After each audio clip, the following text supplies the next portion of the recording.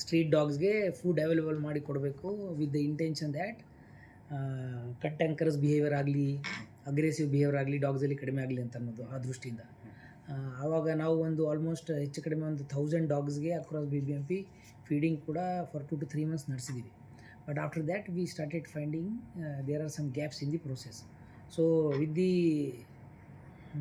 The experience which we had got, ಏನು ಅನುಭವ ಇತ್ತು ಆ ಅನುಭವ ಆಧಾರದ ಮೇಲೆ ಈಗ ಈ ವರ್ಷ BBMPದ ಬಜೆಟಲ್ಲಿನೇ 2.8 crores ಪ್ಲಸ್ ಗ್ರ್ಯಾಂಟ್ ನಾವು across BBMP per zone 500 to 600 dogs what ever cost ಎಷ್ಟು ಬರುತ್ತದೆ per dog per day feeding ಅದು ಗಮನದಲ್ಲಿ ಇಟ್ಕೊಂಡು ಒಂದು ಫೀಡಿಂಗ್ ಪ್ರೋಗ್ರಾಮ್ ಮಾಡೋಕ್ಕೆ ಬಜೆಟಲ್ಲಿನೇ ಪ್ರೊವಿಷನ್ ಮಾಡಿದ್ದೀವಿ. ಆ ಬಜೆಟಲ್ಲಿ ಮಾಡಿರೋ ಪ್ರೊವಿಷನ್ ತಕ್ಕಂತೆ ಪ್ರತಿಯೊಂದು ಝೋನಲ್ ಮಟ್ಟದಿಂದ ಟೆಂಡರ್ ಕರೀಲಾಗಿ ಅದರಲ್ಲಿ ಮೇಜರ್ಲಿ 3 ಕಂಪೋನೆಂಟ್ಸ್ ಇದ್ದಾವೆ.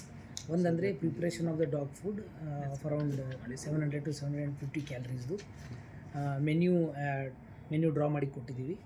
ಅವರು ಸಂಬಂಧಪಟ್ಟಂಥ ಬಿಡ್ಡರ್ ಅವರು BBMP ವ್ಯಾಪ್ತಿಯಲ್ಲಿ ಅಥವಾ ಅವ್ರಿಗೆ ಯಾವ ಝೋನ್ ಅಲಾಟ್ ಆಗುತ್ತದೆ ಆ ಝೋನಲ್ಲಿ ಅವ್ರದ್ದು ಕಿಚನ್ ಹೊಂದಿರಬೇಕು.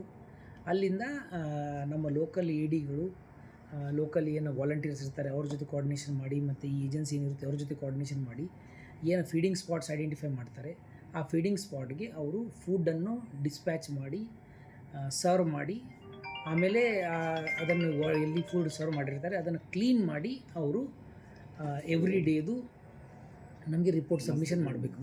ಅದಕ್ಕೆ ಒಂದು ಗೂಗಲ್ ಡ್ರೈವ್ ಕ್ರಿಯೇಟ್ ಮಾಡ್ತೀವಿ. So GPS place and time stamp photos ಅವರು ನಮಗೆ ಸಬ್ಮಿಟ್ ಮಾಡಬೇಕು for whatever number of dogs they are feeding. ಅಂದರೆ ದ್ಯಾಟ್ ವಿಲ್ ಬಿ ಮೇಜರ್ಲಿ